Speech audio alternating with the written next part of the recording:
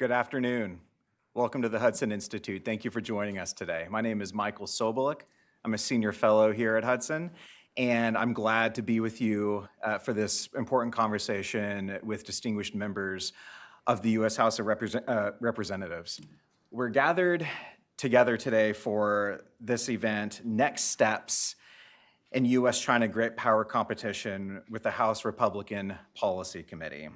And we have with us, who will be joining us in just a moment, Representative Joe Wilson from South Carolina's 2nd Congressional District, which my wife is from North Carolina, but today and only today will I say that South Carolina is the superior of our two Carolinas.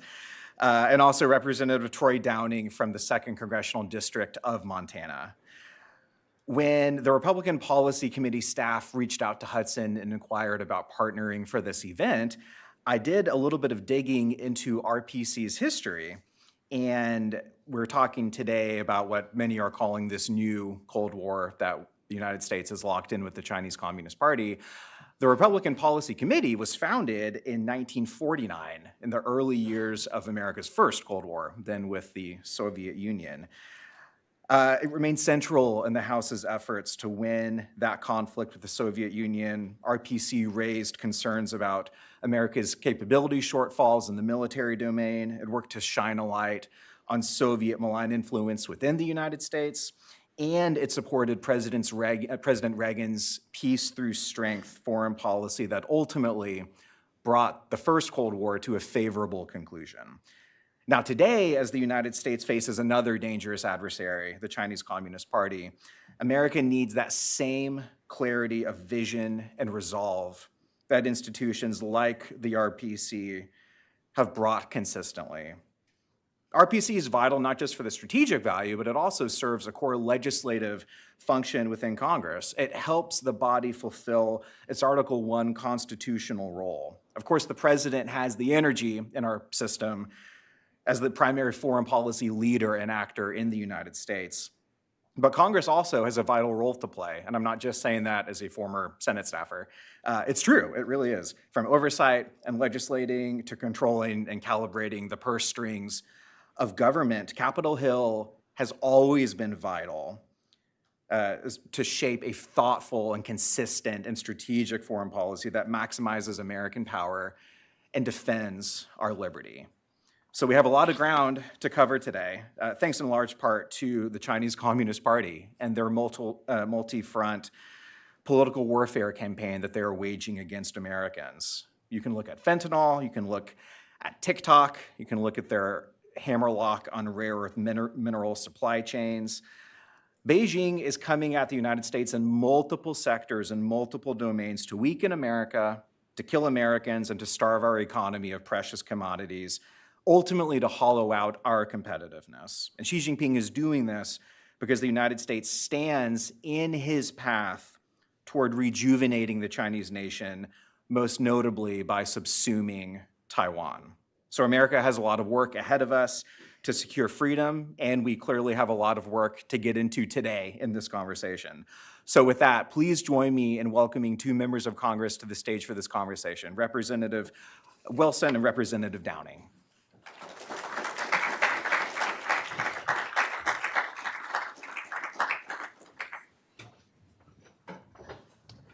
Thank you. Thank you. My honor to be with you. Thank you. Thank you so much. Representative Wilson, Yes. Start the conversation with you. Welcome back to Hudson. You were here not that long ago. It's always great to have you, sir. Well, hey, I appreciate Hudson, and I also appreciate that our former governor, Governor Nikki Haley, now is associated with Hudson, and I want to express sympathy. Her mother passed away last week, but what a superstar. She was the second Indian American governor in the United States and the first female governor in South Carolina in 340 years. So you really picked up a superstar with Nikki Haley. We did indeed. Thank you. Those are very kind words, and we share all of those condolences as well. We talk a lot about America, again, in this new conflict that some call a new Cold War, some call political warfare. Others describe it great power competition. The prior administration talked about managed competition. There are a lot of nouns and a lot of different adjectives that we use in Washington when we talk about our relationship with China. But I want to start this conversation by asking you, put aside the grammar, put aside the niceties, what is the objective that we are competing for?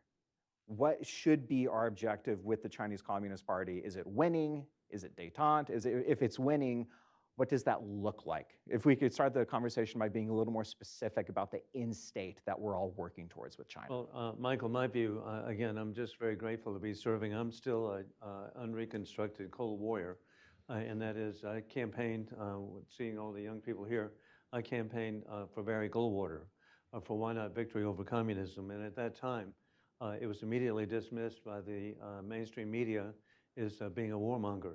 Well, no, actually, out of that campaign came this guy called Ronald Reagan, and we had victory over communism and freedom for dozens of countries that were slave states for decades, and now they're free. And so when I see where we are today, I believe we're in a conflict we did not choose, and it's dictatorships with rule of gun invading democracies with rule of law. And it began on February 23rd and 24th, 2023, or 2022, with the invasion by war criminal Putin of Ukraine. And then October 7, 2023 or 4, along came the invasion by, I consider, the regime in Tehran. I don't blame the people of Iran. It's the regime in Tehran invading Israel. And then, but the good news is that the people of Ukraine have stood up, the people of Israel have stood up, and what a message this is to the other dictatorship, and that is the Xi's dictatorship of Beijing. And so that's where I believe that we are today, and we need to be working together with our allies to make sure that, and I think we've made remarkable progress working together to face the dictatorships, and so I'm very, very hopeful.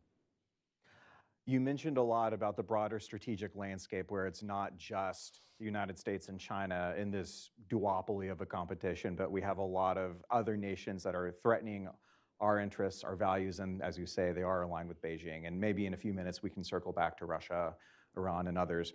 Representative Downing, though, before we get too far into the global picture, let's spend a little bit of time talking about the United States. Okay. Your home state was one of the early spectators of this quite fascinating episode in China policy in 2023, where we looked up in the sky and we saw a giant spy balloon flying over the country.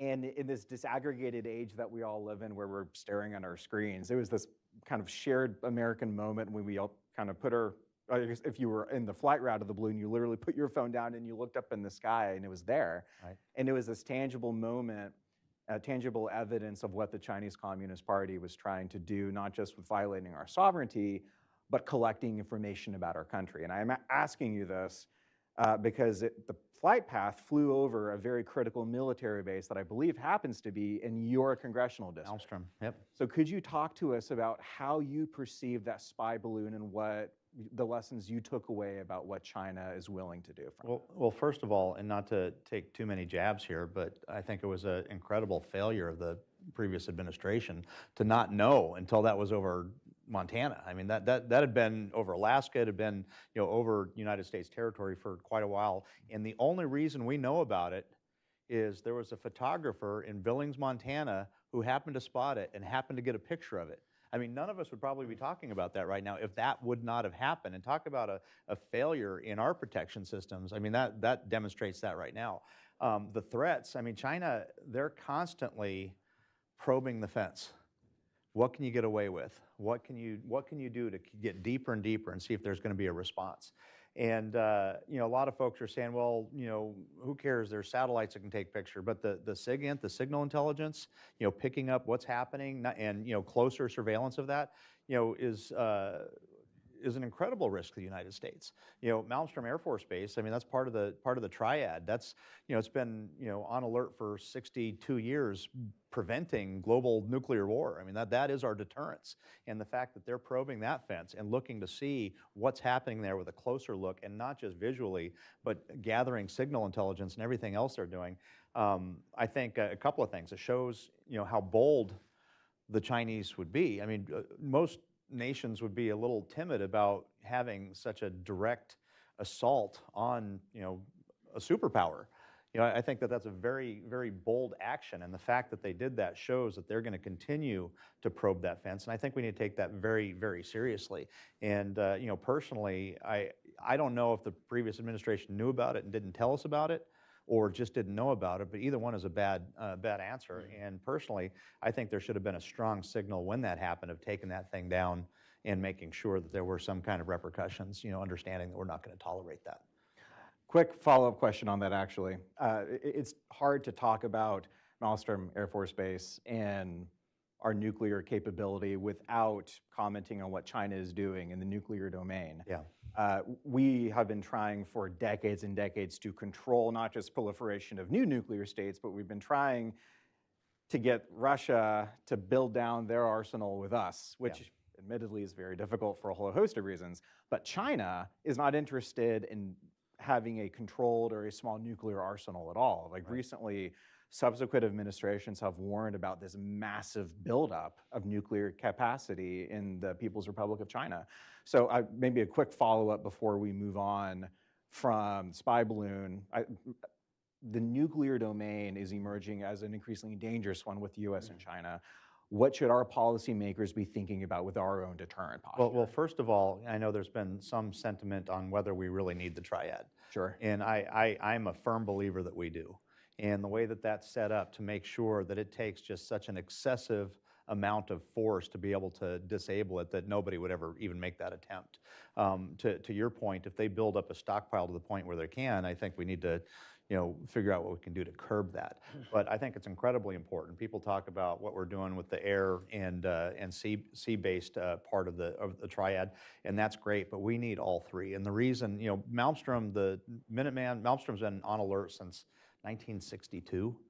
And it's really interesting to think about that. There's been missileers down 100 feet underground manning that for 60-something years, which is really incredible. And I think about those people down there spending all that time in training, hoping they never have to do their job. But we need to understand this is not something to assault. This is something to deter. And I really believe that the reason that we haven't had any major events since the first one is because we have that deterrent. And it's not just sea-based, it's not just air-based, it's land-based as well, covering amount of area that is really, really difficult for any adversary to hit, really based on the number of weapons they have. If you got enough, that might be more of a threat. And so we need to be very focused on that and figure out what kind of diplomacy or sticks or carrots we can use to make sure that that doesn't continue to grow, because it's not just in our interest, it's in the global interest. Representative Wilson. I have to point out there was a South Carolina association with the spy balloon, which actually is even more inconceivable, and that is the spy balloon really began over Guam, over Anderson Air Force Base, and I know that Congressman Jim Moylan of Guam was offended. And then it went over Montana, and our colleague Russell Zink, Congressman Zinke, Ryan Zinke, was offended, okay? But it actually landed, was shot down in front of Congressman Russell Fry's home at Surfside Beach in South Carolina. And so the prior administration, and the congressman's being nice about the prior administration, but it was total, utter incompetence that you would have such a spy balloon. And I always like to point out to Congressman Zinke, I was counting on it being shot down over Montana, and then they would have a historic site to charge admission, okay? But I mean, how silly to allow, and indeed, going across South Carolina, it was over Shaw Air Force Base, Fort Jackson, the Army training facilities, and over again, the incompetence. And we've, thank goodness we have with Donald Trump, a president who would not allow that to happen. I'm confident the moment it left Anderson Air Force Base over the Pacific, it would be down. And so what a time in history, what a change in history, beneficial, I think, for the American people. Yeah, no, definitely. And I got to say that for the record, I volunteered to shoot it down myself, but nobody. Hey, everybody in Montana was out there, okay? So this we got plenty of dirt for it to land in. But, yeah. Historic sites. I wish they would have taken you up on that. But yeah, no, but it's interesting talking about, the change in administrations. And I know we're talking about China right now, but I got to tell you, the fact that we could fly a mission halfway around the world, enter into enemy airspace without being detected, without any of their anti-aircraft weapons or any of their surveillance detecting, put bombs in pickle barrels, get out, and have the Ayatollah find out by a tweet from the president. I mean, God bless America. That shows American strength right there, and I think that is part of that path to peace through strength, showing the world what we can do. This is an incredibly important point that I actually want to tug on that thread a little bit. One of the biggest reasons our B-2 bombers were able to conduct a mission like that with the relative ease of Operation Midnight Hammer was because of our allies in Israel and the way that they degraded the Iranian air defenses and missile launchers. And the story behind that is insane. Yeah. Like pre-positioned Israeli assets, drones, Right. And payloads were in Iranian territory. And then they activated them inside of Iranian sovereign territory and took out those assets. And obviously the aerial bombing campaign helped as well. But it was this incredible example of, number one, allies and partners being valuable, but number two, that kind of insidious sabotage is great in warfare if your friends are doing it. Right. But the Chinese Communist Party is pre-positioning those assets all throughout America. Right. Whether it's our solar panel components that connect our solar power to the grid, those inverters, many of them are made by China in the entire country. You also talk about DJI drones, which are completely manufactured by China. They're very cheap. Local law enforcement loves them. But subsequent administrations have warned that it presents an espionage threat to our critical infrastructure that Beijing could leverage in a moment of crisis. So as I look at what's happening in this incredible example of American strength in the Middle East, I also look back here to our home and see our exposure to Chinese technology, and I think, what do we need to be doing to insulate ourselves to make sure they can't exploit us? I think that's an incredible problem. I mean, and we're just kind of getting to the surface on this. I mean, Montana, we have restrictions and statute on Chinese-owned property, and where we're producing food or near critical infrastructure, and I think that's one part of it. But the other part that you had mentioned is, are we prepared for that next version of warfare? I mean, I've gone to war for this country. I've seen what it looks like in a conventional sense. And I've also been to the front lines in Ukraine and seen a totally different way of fighting wars. And I think about how they're doing that with these mass-produced drones, that it's really incredible to see. You see a swarm of drones take out a Russian naval ship. You would have never thought that could happen. It's just crazy to watch this stuff. And I think about, the traditional U.S., 10-year, $30 billion mil-spec project for some great super weapon. But what are we doing about mass-produced? How are we going to fight that warfare? And I look at the LIMFACs and our ability to rapidly manufacture, that type of a weapon, that's not a mil-spec, that's, fast, quickly manufactured and inexpensive, relatively inexpensive. And I look at what's happening like in Ukraine. I mean, the LIMFAC is Chinese manufacturing. So what are we doing to make sure that we can compete in that next part, where the answer to every problem is not a $10 billion mil-spec 10-year project. How do we compete with mass-produced cheap stuff to counteract how warfare is changing in front of our eyes right now? And that's something that I think about a lot. I see you anxious to answer. Well, no, hey, I'm just anxious to point out that indeed our allies have done well. Indeed, with the capabilities of Israel to pre-place drones to destroy the anti-aircraft capability, but also, hey, how incredible what occurred with the people of Ukraine. They pre-positioned drones at Russian bases and destroyed 40% of the former Soviet bomber fleet.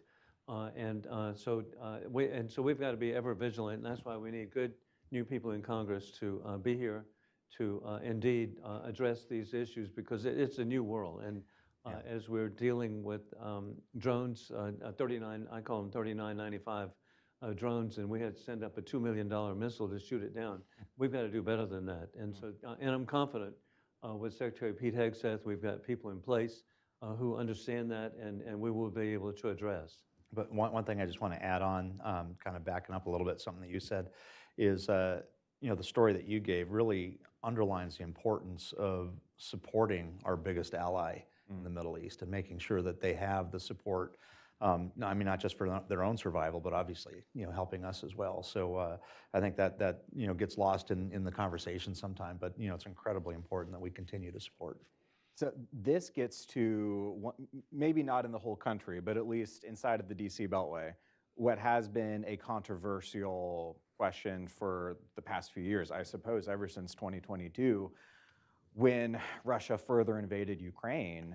And it's this really fundamental inquiry of is the United States strong enough to simultaneously protect our friends in Ukraine, our ally in Israel, and deter Chinese aggression either in the South China Sea or in Taiwan or in the Sino-Indian border. Like, pick your Chinese potential flashpoint. And this debate is live not only within Congress, and you don't need to hear that from me because you encounter it every day, but it's live within the administration, certainly an ongoing question within Washington. What do you say to that argument made by some who would maybe put themselves in the quote unquote retrencher camp, that the United States maybe is not as strong as we were at the end of the Cold War, that our capabilities are restricted, we're spending more on debt, servicing the debt right now than we are on defense. Maybe we have to pick and choose the crises we're able to respond to. How do you interpret that argument and how do you respond to it? Well, I'm really grateful. I think you're being nice. Retrencher, these are isolationists, and somehow they don't understand what a small world it is. You can have hypersonic missiles within seconds virtually come across the Atlantic to hit the United States. But putting that in perspective, we can do all. And there's no question that we can do all. And we need to do all, but it's not alone. And that's why Donald Trump has been so important. And that is that he understood that we need to have our NATO allies. It was, hey, the American media, God bless their heart, 93% Democrat, God bless them. Anyway, they said he was against NATO. He was not against NATO. He was with the Secretary General today. And from the beginning, as a member of the NATO Parliamentary Assembly and chairman of the Helsinki Commission, I know what he wanted was NATO to come up with 2%. And now it's up 5%. And then people say, well, it can't be done. Well, now Chancellor Merz has said 5%. And the country that was most concerning to all of us of not doing their part was Germany, but they are. And now all of our allies are coming up with 5%, and they've got countries like Lithuania and Poland, 6%. Over and over again, we can do all, and it's not alone. We work with our allies, and then gosh, the allies that we have of Israel, how capable we see. We don't have to send troops there. Indeed, with the capabilities that Israel has, they can address, and then there's a ripple effect, and it's called the destruction of the Chinese influence in the Middle East, beginning with the Assad dictatorship last December, fleeing to Moscow. And so now that the new Al-Hara government is going to be pro-American and the Chinese, Iranian, and Russian influence is being removed. And so hey, we've got a new government in Lebanon. It's exciting to see changes that are coming. And then I'm hopeful and truly believe the people of Iran understand they can do better. And I know they can do better. And with sanctions that President Trump will be placing just over and over again. And hey, we need to understand too that 90% of the Iranian oil is sold or given sweetheart deals to the Chinese Communist Party. Okay, so over and over again, there's a ripple effect occurring. It's called peace through strength. And thank God for Ronald Reagan. He taught us this. And so we can do all. And but it's not alone. Our allies, and hey, the people of Ukraine, I was there in December before the invasion, and the whole planning was for resistance and guerrilla warfare. Little did they know that they could actually stop the mighty Soviet, Putin army and successfully and still exist. Because, hey, Putin had told his troops to take dress uniforms so they could be prepared for the welcome parade when they get to Kyiv. Well, that didn't happen. They were welcomed, but not by flowers. And so over and over again, our allies can make a difference, the frontline allies of Ukraine and Israel, and then the backup, the different countries. And we see the success of the Abraham Accords, how incredible that is, and then the backup of Turkey assisting, and also Saudi Arabia backing up the efforts in Syria. Over and over again, with the leadership of Donald Trump, not the slow walking, the prior administration. We tried to be bipartisan working with them, except for one thing. Everything was slow walking. They didn't want to offend Putin, and they certainly didn't want to offend Khomeini. And And so it was slow walking. And so today, and it should be bipartisan, we're working substantially together to address all issues. And then all of it is a deterrence to the Chinese Communist Party. Success and the unintended consequence that Putin has found out of Finland and Sweden being part of NATO. Good gosh, that's inconceivable, much less the 5%. And so over and over again, and then to see the unintended consequence of the destruction of the nuclear capability, it has been obliterated in Iran. You know, just a couple of thoughts on that. You know, I don't disagree with my colleague that we can do a lot. I think that we need to be very selective on how we do that. I don't think we should be involved in regime changes, but I think we should be sending messages like we just did, getting people to the table. And Iran is notorious for being really good negotiators. In other words, being able to drag something out forever until they continue doing what they were doing in the back room. And I think that what happened is going to change that. So one of the things I want to point out that was talked about a little bit here is, you know, I grew up during the Cold War. I mean, when I was in high school or junior high, the biggest threat you thought was the Soviet Union, you know, destroying you in a nuclear war. And you always had this idea that Russia was this big, powerful, you know, military, big, powerful superpower.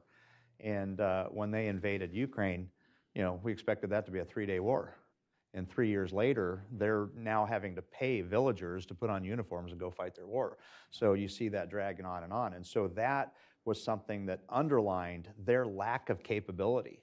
And what we just did, what President Trump did under his Article 2, Section 2 authority in sending in bombers across the country to, you know, do the story I just told you, put a bomb in a pickle barrel, that showed the rest of the world what the capabilities of the United States of America are. And I think you juxtapose those, and that starts to give you the ability to support our allies to defend against those that want to harm us in a way that is not conventionally expensive, that's not boots on the ground, that gets people to the table, that understand that they have to deal with this, they have to come to agreement with us and not play those tricks like we've seen under the Iranian regime of just dragging something out while you're, you know, building nukes in the back room. So I think that there's a lot of opportunity to not have to necessarily prioritize, but be very surgical about how you get those results that you want. We're talking a lot about warfare, and it's difficult, I think, in the 21st century to have a conversation about what that looks like without a commentary on technology. For the sole reason of you being on the Financial Services Committee, Representative Downing, I'm going to start this conversation with you, and then Representative Wilson, we'll bring you in shortly. Beyond nukes, the tech competition, partially for reasons of AI, partially because of all the applications of AI with robotics. It's going to change the medical sector. It's going to change driving. It's going to change manufacturing. It's changing pretty much everything. It's going to change everything. Right now. That's right. That's right. I know you're focused on crypto as well, and if you want to get into that in a bit, we can. China is obviously investing a whole bunch, not just to win the technological race of the 21st century. They're investing in a digital currency, which I know on the Financial Services Committee, you're looking into what Beijing is doing there. How do we deal in the digital domain with a high-tech Marxist-Leninist regime, where it's this old ideology that we have this familiar, and obviously CCP is not completely equivalent with the Soviet Union, and yet it's a Marxist-Leninist regime, which is an old ideology, but they are angling to win the most cutting-edge technology in this century at Americans' expense. Yeah. How do you think through that problem set for the United States? Well, I mean, this is a big topic. We could spend the whole day on this one topic. Yes. You know, I think this is really our, you know, modern day, you know, arms race, or this is our modern day race to the moon. I mean, this is the big race right now. And what is happening right now, first of all, to peel a couple of the, because you covered a couple of different topics there. You know, first of all, the centralized digital currency that the Chinese want completely makes sense in a, you know, Marxist, communist, you know, authoritarian government. You want to be able to track, you know, what your people are doing. And that's why most of the people, if not all of them, on my side of the aisle are opposed to a central bank digital currency, because we don't want to be tracked. We like to have our anonymity, our separation from government surveillance. But it completely makes sense why China would want to do that. On the digital currency space, I think that one of the things that was really hobbling the United States of America in the last administration is, under the Biden administration, Gary Gensler running the SEC, not given any clarity on how to do a digital currency offering, whether it was a security and pass the Howey test, whether it was a commodity, how you dealt with that. And it just completely created this chaos in the system where nobody really knew how to build something within the confines. I mean, really, they did regulation through enforcement. They would not give you the rules. They would just come after you if they didn't like what you did. And it completely, disabled or created a dysfunctional environment in the United States of America. And that's why you saw innovation not happening in the United States. You saw some of this stuff happening offshore, like the 800-pound or the elephant in the room was FTX, and Sam Bankman-Fried did that in the Bahamas, and obviously that was one of the biggest failures that we've seen in recent history. So having a framework so that we can continue to innovate in the United States of America. The other part is on the artificial intelligence side. That is a huge race, and that has so many national security implications, economic implications. So just the way we do business, everything's going to change. Even talking about drone warfare, when we're talking about what's going on in Ukraine. I mean, right now, if you're using radio frequency, you can jam that signal, you can detect that signal. If you're using light, you can do that. If you're using AI that can just figure out what it wants to do, I mean, how do you stop that? That's a whole other issue. There's so many parts on what's happening in AI, and we need to make sure that the United States of America continues to be the innovators, continues to attract innovation here, and that we are as broad as we can in not regulating it to a point where you can't get anything done and you're incentivizing to do it elsewhere, but figure out what those reasonable sideboards are so you don't have another FTX. But one of the things that scares me most in that is, we need to figure out how we're going to power it. We need to figure out how we're going to generate the power to run the distributed ledgers, the blockchain, the digital currencies, the crypto, the artificial intelligence. All this is going to require incredible data centers that have an incredible need for power. And everybody's talking about generation. And I'll tell you, I'm a big fan of Chris Wright, the Secretary of Energy. He's a personal friend. I think he's dialed into what we need to do on the generation side.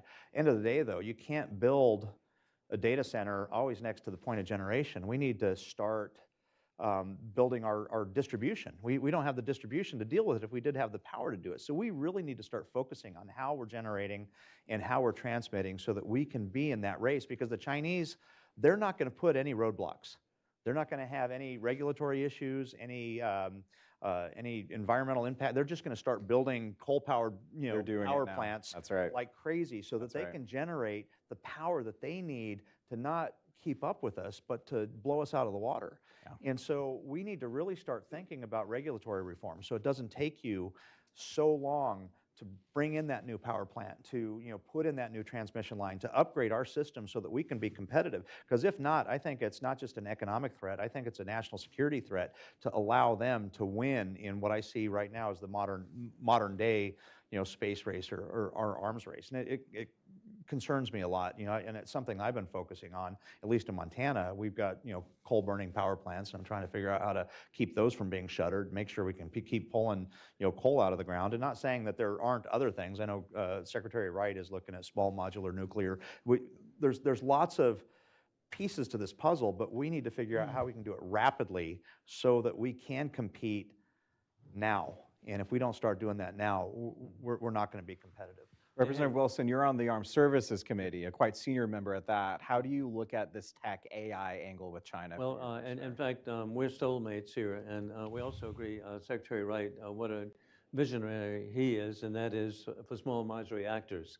And of course, one of the manufacturing sites could be at the Savannah River site in South Carolina, the largest geographic area, 310 square miles on the East Coast, which is secure. But small modular reactors can be very, very important. And then, indeed, all of this really relates to another issue, and that is that with AI or energy or whatever, we're dealing with an enemy that is military-civilian fusion of industry. And so every company is a state-owned company, and I saw it firsthand. I was in Shanghai and visited the BioSteel plant, and when I got there, it was very impressive. a room full of different displays of different companies that had Western names and really sounded cool, of different companies. And they said, hey, calm down, Congressman. These are all state-owned enterprises owned by the same Communist Party. And so, oh, okay. And so then when we toured, you could actually see that it had military applications that could be understood. But over and over again, we've got to address, and we've got to handle sanctions, and President Trump will do that. Because in the last couple of years, nearly $40 billion of American technology or investments have been made in companies that are directly related to the Chinese Communist Party military operations and apparatus. That's just inconceivable. It's bad enough that we even have companies that are providing technology for War Colonel Putin for his jets. And then just over and over again, we've just got to, and we've had a president who'll do it, and we've had a president who will deregulate. And so that's why I'm such an optimist of what will be occurring in the future. As we begin to wrap up this part of the conversation before we bring in the audience's questions, let's turn our gaze back to the United States right now. We have in this digital domain not only the concerns of how do we win this high-tech race so our companies can be competitive globally and beat out Chinese companies, we also have this concern over the information space within the United States. And I recall last year, and I suppose even the year before that, the topic du jour of US-China tech competition within our homeland has been TikTok. And the Congress last year passed by congressional standards incredibly quickly legislation that would require TikTok to divest from its Chinese parent company. Supreme Court unanimously upheld it. The enforcement of that law has been delayed repeatedly this year. Would love to hear how you view the best way to make sure that the American people are not exposed to the whims of an adversary where it's essentially the equivalent of the Soviet Union owning ABC or CBS during the prior Cold War. Where do you guys think TikTok is going? Well, I really am concerned because it's inconceivable that a totalitarian state would have such ability to control communications within our country and to have such impact on the young people of our country. And it can be step by step, and we see it with the United Front, which is a division of the Chinese Communist Party, which Mao Zedong has said it's his secret weapon to destroy democracy and establish Chinese communist world domination. And we see that over and over again as and Georgia, the Republic of Georgia, the efforts to actually take over the port there, the only Black Sea port that the Republic of Georgia has. And the Chinese Communist Party has come in and taken it. And so over and over again, we know their efforts, as I mentioned, thank God, that have been reversed in Syria. But we see their efforts in working in some Caribbean islands, of all things. And so you can see efforts made all over the world, the subversion of different different countries in Africa. So this has just got to be addressed. And we've got a president who'll do it. And Donald Trump understands that. And a way to do it, indeed, it's not with conflict, but it is with sanctions, enforceable sanctions, and identifying specific companies, and then the financier of the dictators of rule of gun are in Beijing, and so that's just got to be addressed. And I'm confident Donald Trump, and hey, good gosh, how fortunate we are. Marco Rubio, Secretary of State, who would imagine? You don't have to explain to Marco Rubio the dangers of communism. The reason he's in America is because of the dangers of communism, the conquest of Cuba. So over and over again, I'm very optimistic. You know, there's a couple of things that come to mind when talking about TikTok. I mean, you know, first and foremost, I'm always concerned about, you know, where that falls in with, you know, First Amendment rights. But with TikTok in particular, here you've got an application owned by a foreign adversary that wants to do us harm. And I'm sure every one of your kids has a TikTok account. And they are able to collect information from that. And that scared, you've got a foreign adversary that is getting a population of a country to voluntarily download an app so that they can get information, and that's only part of the problem. So that information, there's going to be it's going to be huge, but with, in the AI race, you'll be able to parse that data pretty quickly and start to get useful information that can be, used against us. But the other part that you mentioned is like, what if a foreign adversary owned, ABC? Because that's the other thing, is their ability to influence the thoughts of people on that, and the way that they can use, again, AI to understand what kind of content they need to feed you to keep your eyeballs watching that. And they're very good at it. I mean, if you would have told somebody 10 years ago that you're going to sit there for 4 hours straight looking at videos of cats doing backflips, you'd say, no way. But I mean, the people get sucked into this thing. And so once you're sucked into it and you're sending this either subliminally or straight on its face, it can start sending you messaging that can affect an entire population. And that's a scary place to have a foreign adversary, to have that kind of power over a population where I don't know what the percentage of Americans are that have an account there, but I know it's high, especially amongst younger Americans. So they're collecting data and they're influencing a population that may start to say silly things like we see like in the conflict in the Middle East. I mean, we've got basically college kids, cheering on terrorists. Yeah. Where are they getting this information? And the ability to influence an entire generation or generation and a half of Americans to think different than reality is a powerful tool. So what is the answer to that? I think it's something that we need to see as it is, as a threat to the United States of America, and figure out what we need to do to combat that, because I think it's very dangerous. One more question, and we'll keep it brief, we promise, before we open up to audience Q&A. We cannot, I think, have this conversation without at least addressing Taiwan. Mm-hmm. So we have the war in Eastern Europe that is raging on. We have what appears to be an incredibly successful operation in concert with the Israelis in the Middle East. How do you see the short term, and maybe if you're willing to prognosticate, the medium-term fortunes of Taiwan, and how do you view maybe even beyond these next 3.5 years, Taiwan's future looking, and what can America do to make sure that it's a good future? I think that what you finished that with is the germane point, 3.5 years. I don't think Xi Jinping is going to do anything while Trump's in office, and I'm very confident in that. I'm not sure what administration follows Trump, but I know that. But one of the things that I worry about is the difference between China with most of the other folks that we're talking about is they're running a marathon, and a lot of other people are trying to run sprints. I mean, they're looking at reunification in 50 years.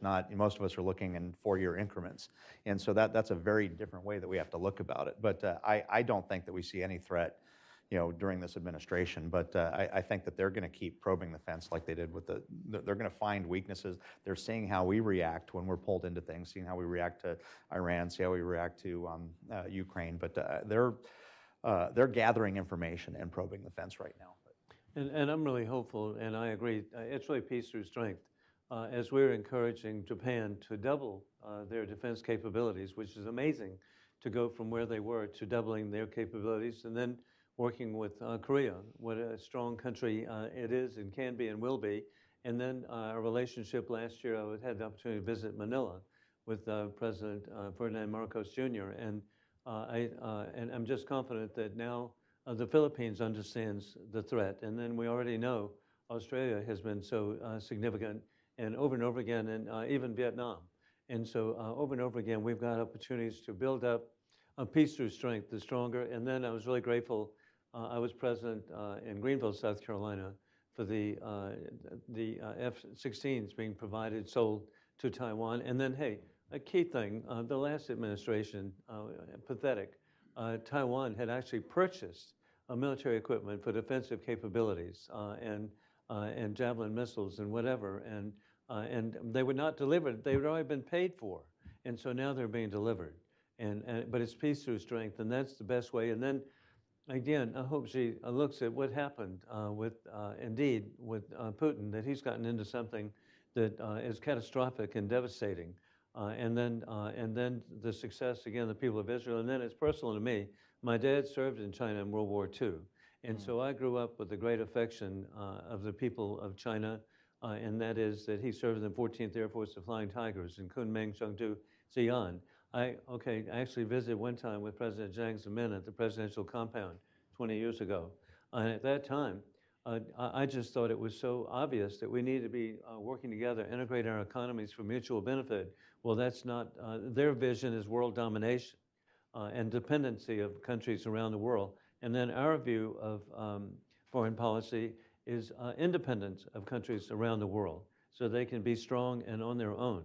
So it's really been disappointing to me to see that, but keep in mind too, the Chinese Communist Party military buildup is the largest military buildup in the history of the world.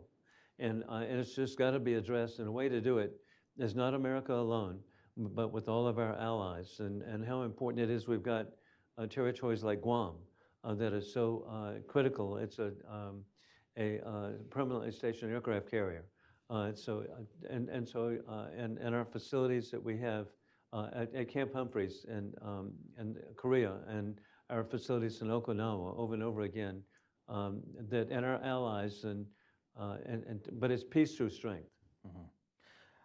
As much as we covered, there's still much more that we did not, and I'm hoping that we can get some more topics here as we bring the audience in. So we'll have some interns who are running around with some microphones. If you could, when I call on you, just a few things that we ask for. Number one, please share your name, your affiliation, and then keep the question an actual question, and please keep it brief as well.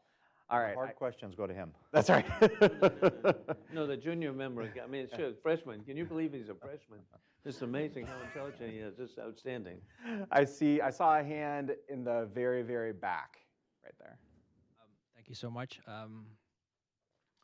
Thank you for the very insightful thoughts on U.S. affairs towards China.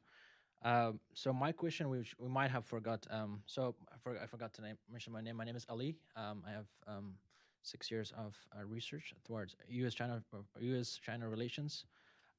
So my question is about China's taking over Bagram's airbase in Afghanistan, which is not only more than billions of dollars of American assets and just an hour away from mainland China.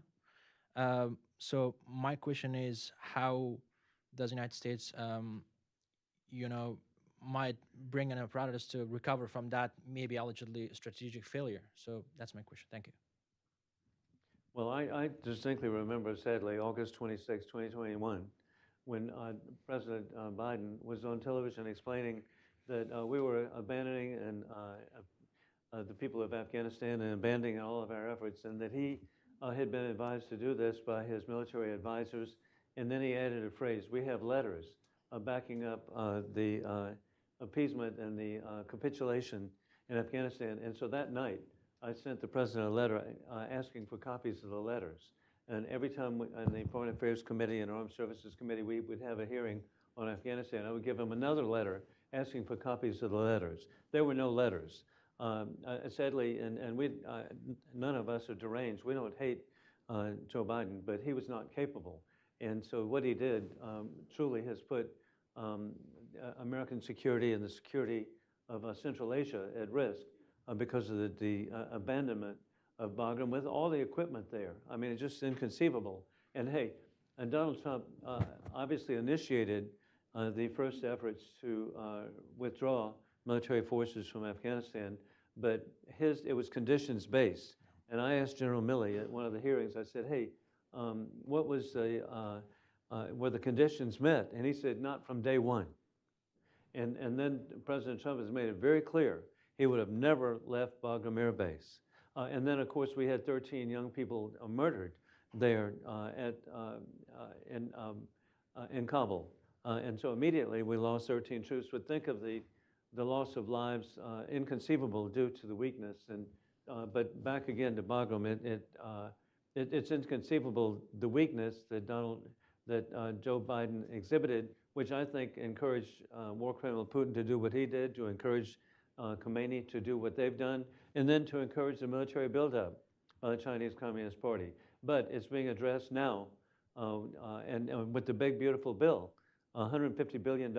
We're addressing the military capabilities of our country back again, I'm broken record. It's called Ronald Reagan, Peace Through Strength. I just want to comment really briefly on that. In my lifetime, in my opinion, nothing has put our servicemen and women more at risk than that botched withdrawal from Afghanistan.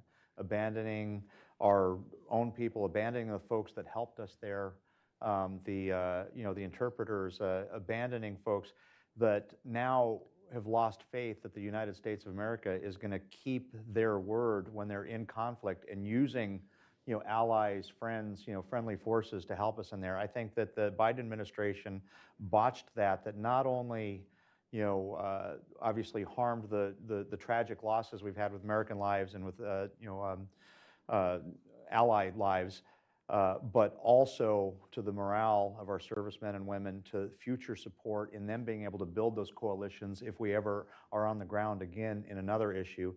And it brings me great pain to remember that and to think about it, because it was such a horrible, horrible thing. And to your point, to add, insult to injury, just all of the equipment that we left there that is now up for grabs from, further adversarial action. I think that is one of the worst things I've seen in my lifetime that has put our service members at risk in future conflicts. And it's personal to me. It's really, it was the worst foreign policy military decision in the history of the United States.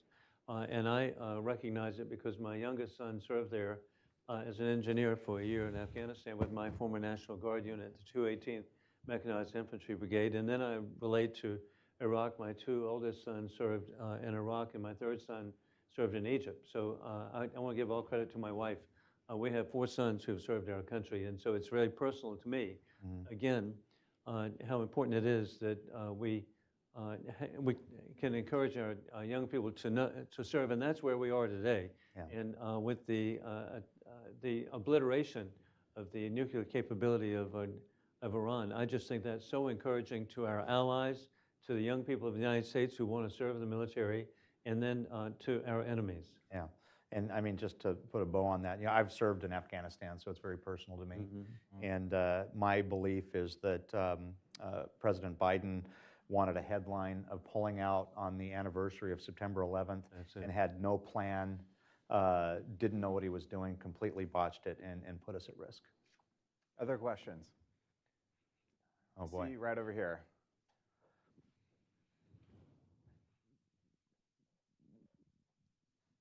Thank you. Nathan Worcester, Epoch Times. I'm wondering if you have any reaction to the recent deal that was announced, MP Materials, the rare earth firm, having the 15% stake from the Department of Defense. I know this is a somewhat separate but related question that top banker in Greenland has said that they would like a similar offtake agreement, similar commitments from either European or American governments. And so I'm just wondering if you have any general response, and more specifically, do you think that could be in the future with respect to Greenland? Well, I again, just have such faith back again with President Donald Trump, and also with the Secretary of State, Marco Rubio, and our Secretary of Defense, Pete Hegseth, over and over again, the National Security Advisor with John Ratcliffe. We've got good people who will be working and understanding how important the rare earths are. And that goes back again to Afghanistan, too. Why the peculiar interest of the Chinese Communist Party in Afghanistan? For the rare earths, and how inconceivable. And then I'm really grateful the agreements that have been made with the Ukraine that President Zelensky is with President Trump. So over and over again, we've got people who are going to be very creative, as opposed to the prior administration that was slow-walking, reactive, or just hesitant to do anything that actually defended the American people. Yeah, I mean, rare earths and critical minerals are so important to our national security, to our power, to our energy plans, everything. I think that's something we really need to have our finger on the pulse on. And even on another side of that, Montana, my district is the only place in the United States that extracts platinum and palladium. We've actually got the only, platinum and palladium mines. So we look at that pretty closely. And not just, access to these critical minerals, to these rare earths, but making sure that our adversaries aren't doing things to disrupt our markets. And one of the things that we've seen is, this is going to Russia now, is Russian dumping of critical minerals that have disrupted commodities markets. And so the commodities markets aren't at equilibrium, and they have the ability to finance that at a level where it makes it economically unfeasible for us to do it unless we're using slave labor, which obviously we don't do.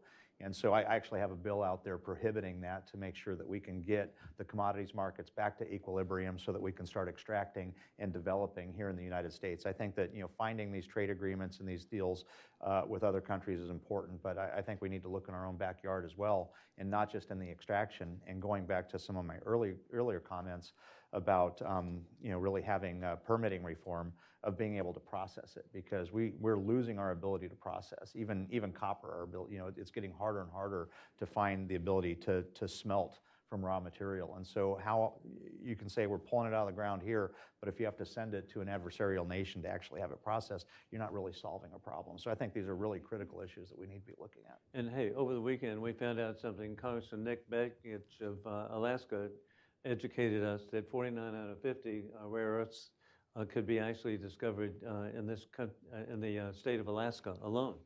And then we've already seen with the Trump administration the opening up of all the above energy, which relates back again to the regulations. And then we've got back to nuclear power, the capabilities with the Nuclear Regulatory Commission now headed by Chairman David Wright over and over again with the Secretary.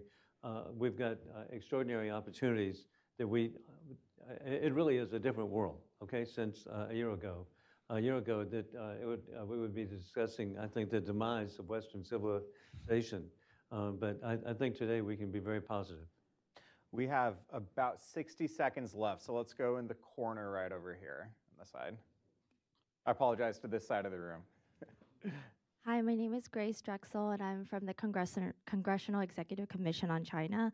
And as both congressmen had mentioned, both in the technological supremacy and such that China is able to use legislation and like they had no environmental barriers and such.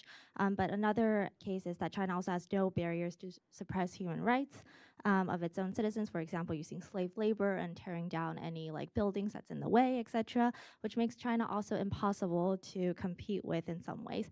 And Reagan's Peace Through Strength also recognized the importance to highlight human rights. How can the U.S. continue to emphasize its human rights violation to China, not merely for the sake of its people of China, but also for the sake of national security and to be able to compete fairly with the great competition? Thank you. Well, I'll lead off. I mean, human rights is a global concern. I mean, we as global citizens, we need to be concerned about that, and we need to stand up against that. I think that that's something that we need to take a strong stand in anywhere, anywhere that's happening, not just in China. And we see how enticing that is, of having cheaper goods or cheaper raw materials that are basically being born on the blood of the unwilling. And I think that that's something that we need to be looking at and making sure that our importing, our trade laws and our our consumption is cognizant of that. In terms of China, that's a hard one, but it is a concern because it makes them unfairly competitive. And I think that we need to figure out how we can combat that so that you're not having children in sweatshops or children in mines or children doing things that they're not compensated for, that is below the quality that any human should tolerate. And the ultimate example is the Uyghur population, 19 million Muslims in China who are subject to genocide. There are over 1 million who are being incarcerated today. And then you have children who have been kidnapped to be Chinesified, as Putin was doing Russification of Ukrainian children, as Hitler did of Polish children to Germanize. And so dictators really like to repeat themselves. But the situation of the Uyghur population should never be forgotten. And indeed, they are serving as slave labor over and over again. And a country that likes to portray itself as a modern nation, the Uyghur genocide should never be forgotten, and neither should the aggression and the genocide of people of Tibet. And so over and over again, what an example, again, positive, Dalai Lama. And so there are examples over and over again of leaders who are standing up and never give up. And that's something I see in the Hudson Institute too. Thank you. We are incredibly grateful for your generous time. Thank you. Thanks to both of you for your service to the country. We are incredibly grateful. And thank you for this thought-provoking conversation about U.S.-China relations. Well, thank you. No.